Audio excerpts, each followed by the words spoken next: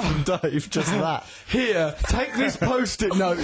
Treasure it always. Clutch this post-it note to your bosom and know that I love you. I know. Feel free to use the gum on the back to adhere other objects to things. I feel terrible, but you know when you're that, I think it's that age, you You're just amoral. don't think. You're amoral at that age because you can kill creatures. I wasn't amoral at that age. Trevor, you're amoral now. You've murdered those Italian girls. Where are those Italian girls? They've gone missing. I don't know where. Gone missing. Oh, God. Dead. No, they're not Dead. I get little note. I get post-it notes from them actually. Trevor, if I had to take down your trousers, would I find that you were wearing a pair of Gucci knickers? Probably. Yes. Where did you get them, Trevor? Gucci knickers for men. Why are you wearing a necklace made out of earlobes? That is not earlobes. Oh, God. It's even worse than I first suspected. These are sun-dried raisins. You're an animal. You dirty little devil. You mucky little pup. Not at all. Have they actually gone missing? They leave me little post-it notes. There's probably a box of chocolates originally, but he probably snaffled them off. Thank you for looking after us, Mr. Trevor. Here is a Kinder egg. Matt Morgan, I'll have that. I can use the foil to wipe me Harris. That's the way you live your life. You just admitted to stealing actual post. What? Love letters and things. So what? People's feelings are replaceable, aren't they? One minute you feel love, next day you feel hate, next day it's jealousy, next day it's shall I murder that Italian girl, next day why did I murder that Italian girl? Feelings are constantly changing. Chocolate, once it's gone, it's gone. Don't just suddenly look to me like a ponderous MP then, all his face all like a fish. Trying to get a word in. Go on then, what is your word going to be? Diarrhea. It's going to be, we should say that stealing's bad. I feel Stealing bad. is We obviously shouldn't say bad. that stealing is bad. What? Why not, Trev? Because we should expect that the people that listen to this have some kind of innate moral sensibility. They don't need to be told that stealing is wrong. Oh yeah, because they've You got two as their need to be moral told that, guardian. maybe, but I everyone don't else steal anymore. I don't trust steal. the listeners Trevor, you that knocked they over know. an old man's wall. You knocked over a one-legged man's wall That ain't and then stealing. lied about it. That isn't stealing. It's stealing people's That is dreams. being socially confident with your actions. G was there that day, he can corroborate this. You smashed down an old man's wall, then you drove off, and when I phoned you to ask about it, you said, oh, I think I might have heard a binlid rattle. What that was rattling was an old man who fought in a war for this country's dreams, He Trevor didn't Locke. fight in a war. How did he lose his leg then? In a war! That's He how, wasn't Trevor! in a war. In a war against lying and knocking down people's walls. A war that he was winning until you came along with your wall-knocking, lying ways, wall-knocking He liar was too boy. attached to that wall. How Knocky, can you knocky, be lie. proud of a wall? He shouldn't have been. Trevor, No, try I telling taught that to him the a people of lesson. Berlin in the late 80s. Try telling that to the Emperor Hadrian. Walls are there for a reason, Trevor. Like the metaphorical wall that protects the virginity of the Italian girls that you have murdered. Let's stop listen it. to a story about Oliver Cromwell, sung by Elvis Costello. But before that, to advertise something else on this brilliant Six Music station. Listen to Russell Brand on Six Music. I'd rather be anywhere else than here today.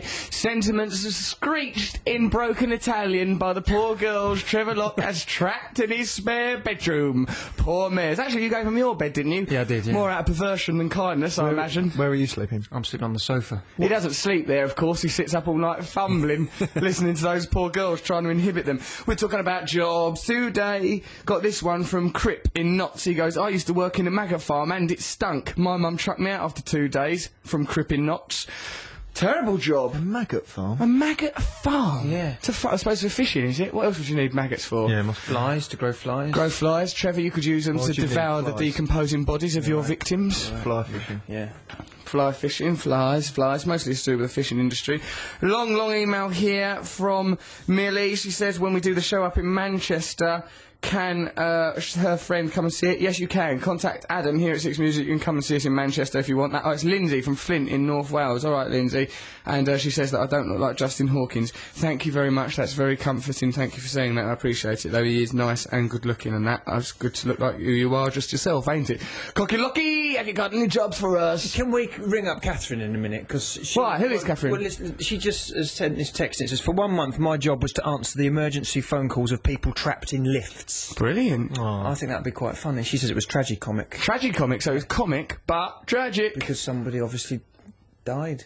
Oh, Trevor, not everyone's life is like your no one own, would have died. littered with the deaths of innocent people. Something that Trevor has just learned to live with. Trevor now just sees death as punctuation in his life. Later on in the show, we'll be chatting to Noel Gallagher if he picks up his phone. Might ring up some other people, mightn't we? We'll have some... Matt's going to do a cultural review of culture.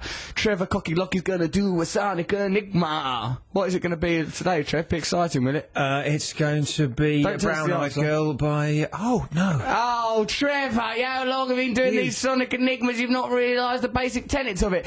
OK, well, there's going to be plenty more from us. Text us if you want to tell us something on 64046 or email us at russell.6music@bbc.co.uk. But now, well, let's listen to some news, shall we? OK, let's have some news. BBC Six Music. This is Russell Brand on Six Music. I'm here with Matt Morgan, little Trevor Locke. We're talking about jobs and stuff that people have done. This is from Aaron. He goes, I used to work in a chemist and once had to explain to an old TCP man how to use Germaloids. Nice start to a Saturday morning. Horrible start. What does that mean? What do I suppose it has to go put it on your bum? Oh, hemorrhoid cream, is it? Hemorrhoid cream. I've got hemorrhoid cream. Hemorrhoid. I've got a hemorrhoid. I've got a hemorrhoid. I used to take it out in the pram, but now it don't love me no more since it's been a teenager. There's another one here. This is from Leroy, as we used to say to Leroy Rossini. One job I had to talk to old people on the phone about pensions. Once I shamelessly flirted with a husky-voiced 70-year-old woman after forgetting her age. That's from Leroy. You should never have forgotten that. Adam, have you got that person on the phone that's supposed to be on the phone now that the news has ended? Trevor Locke, what jobs have you done? Well, I used to sell advertising. It made me cry. Why? Because I was rubbish at it. All right, I'll be a person on the receiving end. You do what you'd have done. I'm just at home living my life. What happened was... No, do this act out. All right, look, let me set the scene. I've got a script, yeah, on a piece of paper. You're not allowed to deviate from the script. You're not allowed to deviate from it under any circumstances. The script. The phones are special. You've got a normal phone and then there's an earpiece that your manager listens to and coaches you. So, and I'm ringing the editors and the publishers of big newspapers in Europe. Big newspapers, yeah. Okay, all right. So I'll be the person that you're calling, Trev. Hello, I am the publisher of a big newspaper, but the phone's not rang yet. I'm called Steve. You're called Dag, and you're in Dag. You're in Dag, and you're in Norway. Hello, I'm Dag. I'm in Norway. Really good here. I look out the window. I see some Norway. Except I wouldn't get through to you. I'd just get the secretary. God, get on with the call. Called Dag Secretary Face. Hello. Yes? Can I speak to your editor, please? Why? What do you want? I'm Dag Secretary. I was just wondering how much you... What are you spend wondering on about? Well, we've got the European Campaign Planner. It's one of the... yes, I don't know if you've heard of it. No, because you smell a dead rats and things. You might be something, Biddle. Yes, you're quite right. I'm very sorry. I'm not quite right. You're racist. You're a racist man on telly, Willie Farm. Who's not? Who's racist? It must be Japanese, Norwegian. You want to speak to Dag? You want to speak to Dag? I don't think you call him that. we've lost Russell Brand now. You want to speak to my boss, Dag? Can we speak to Russell Brand again now? No. You're channeling someone. I'm Dag Secretary, Mrs. Dag Secretary. You want to speak to Dag? Okay, but put his foot in a bucket of warm water. That should bring him back. Hello, I'm Dag. What do you want to sell me? Well, I'm wondering if you've thought of taking out an advert in the European Campaign Planner. Yes, I was thinking about it yesterday. I'm thinking it very nice to put an advert in the European Campaign Planner, but I think if pervert trying to ring me, sell me, I'm not so interested now. What do you want? £25,000 to a half page. What are you going to do with that? Pay for a sex change operation, but keep your original gender, then have a vagina as well, then use yourself like you're your own pocket pinball machine. I imagine this was what it was like to be at drama school, and it's been tremendous fun, boys. Now listen, that is what Trevor's job was actually like. I've recreated it from tapes that were kept at the time by the Metropolitan Police Force to keep Trevor under some kind of control. Now then, who's this on the phone, Trevor? Is that girl you wanted to talk to? Yeah. Catherine, are you there, dear? Yeah, hello. Do you want to speak to Dag? No, you can't speak to Doug because he's made up. Catherine, hello, love. So, Trevor said that you were going to tell us about something to do with, oh yeah, what did you used to do as a job? Well, when I was in Sydney, I was a temp for a month answering the emergency phone calls of people that were trapped in lifts. Well, they shouldn't give that job to someone as a temp. You should be trained for that. With no training. So, what, like when there's a phone in a lift, that you'd get a phone call from there? Yeah, basically, and it wasn't very technical, so people would be trapped in the lift and obviously panicking, and they would press a button, and they would assume that from our end, there'd be a computer with an exact description of where they were, but actually it just came through to a normal telephone, so when I picked it up, I didn't know who it was going to be, and then we would have to work out where they were. Okay. What? Sounds dangerous. Yeah, it was difficult because... But Catherine, can we ever really picture what it was like without doing a reconstruction? The answer to that question is no. Let's do a reconstruction. Hello, I'm trapped in the elevator! Can you tell me where you are, what location you're on, and what number lift it is? Inside the elevator, I'm in a little box, it's frightening in here!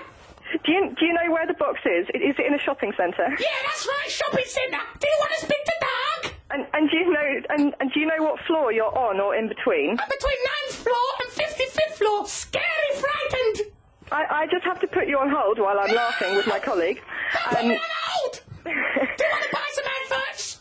We're going to arrange for a service technician to come and see you. Thank you! I like it here now, I'm very happy here. I put some plants near the door. It's changed the atmosphere, it's good here now.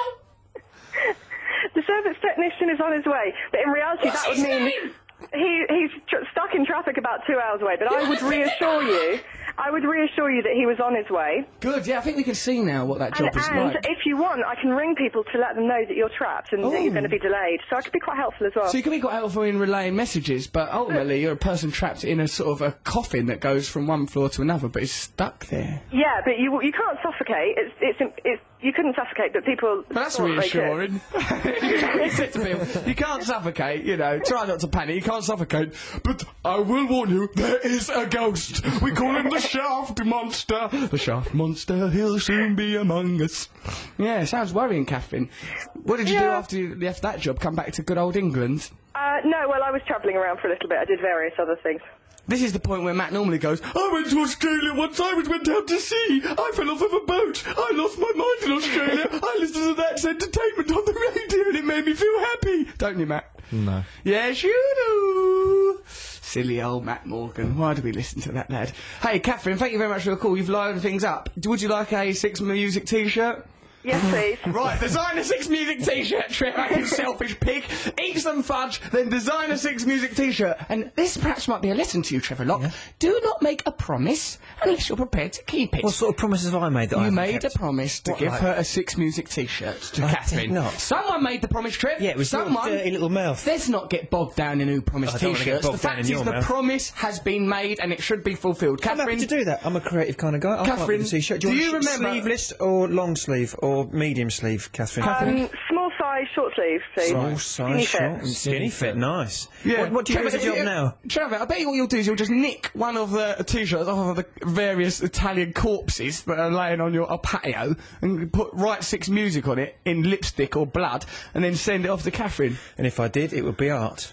That's true, Trev, in a way, that's true. Exactly. Go on, Catherine, Trevor's asking you some questions about what your job is now. Oh, it's a bit boring. Yeah, okay. We'll leave that. That's the last thing we need to know about as a boring job. Okay. Catherine, thank you very much for your call. It's been really nice talking to you. Carry on listening to the show. Bye-bye. Love you. Bye-bye. Yeah, everyone, there's been a lot of text messages saying, God, I'd like to come and see you do stand-up comedy. Well, you can. Go to russellbrand.tv. You can see where me and Trevor Locke are doing a tour. Matt will be with us sometimes because we're doing our Six Music show all over the country, aren't we? It's going to be good. We're going to all sorts of places. Manchester, Edinburgh, Bristol, Wow. Northampton. Doing radio shows from Northampton. That's a homecoming gig for Trevor Locke. Certainly is. Oh god, can you imagine what that's going to be like? Pretty depressing. Yeah. I would imagine it'll be quite depressing, Trev. At very least, quite depressing is what it'll be. Should we go to the New Young Pony Club now, shall we?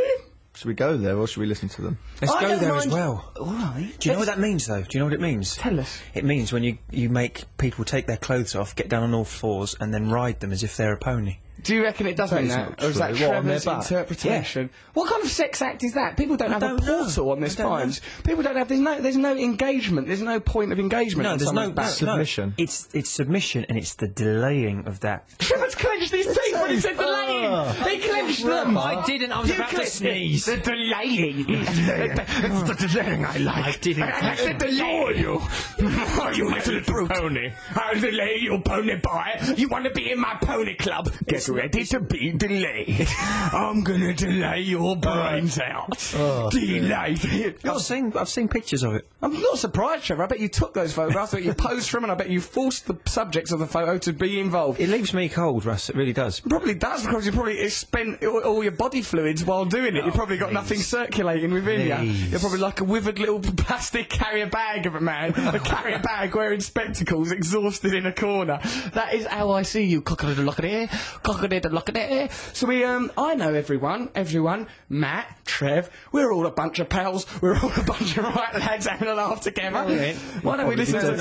I don't know if I can listen to it. I bet 1% of the audience population of this show has done a pony club type. Send 64046. Yeah, I reckon 64046. Send it, but 1%. That would probably mean 1%. That would be